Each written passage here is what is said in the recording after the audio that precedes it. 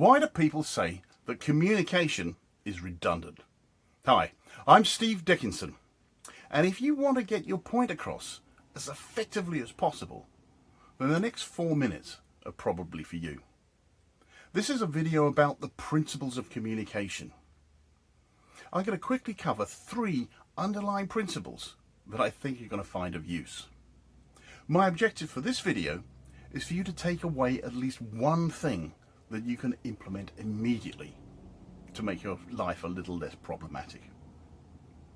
It seems obvious that when working with another person, that it's important to interpret their verbal and non-verbal communication so that you can fully understand them.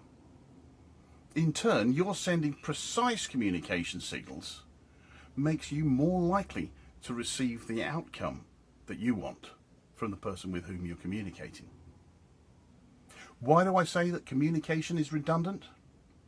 This is principle number 1. It's because you cannot not communicate. Let's take WhatsApp for example. WhatsApp has a feature that allows you to notice whether someone has seen your message. If they don't reply immediately, what does that mean? Does it mean they're busy, or does it mean that they don't like you? They're communicating something, you just don't know what it is.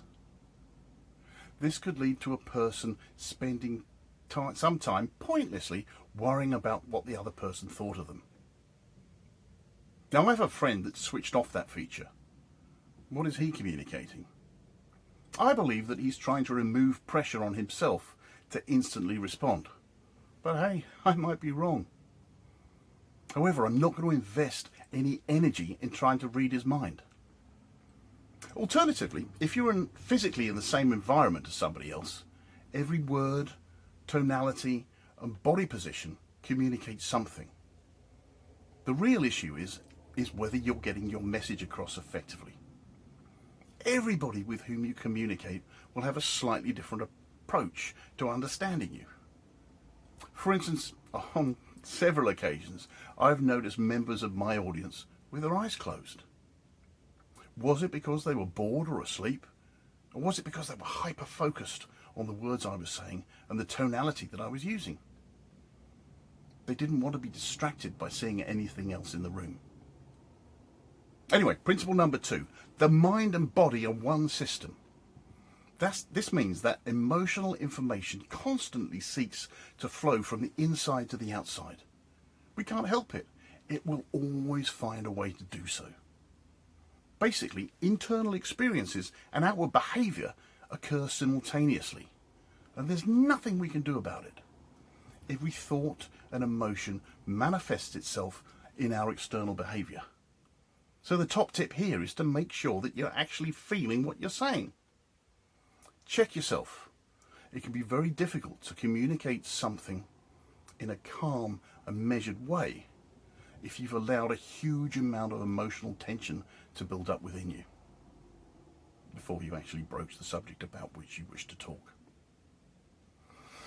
Now, I can think of many a time when I was in trouble as a little kid, probably for doing something dangerous, and I'd hear the words, "You know I love you!"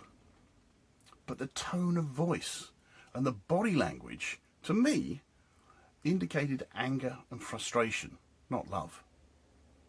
There was an incongruence to the message that I found difficult to understand. I was at such a young age, I suppose.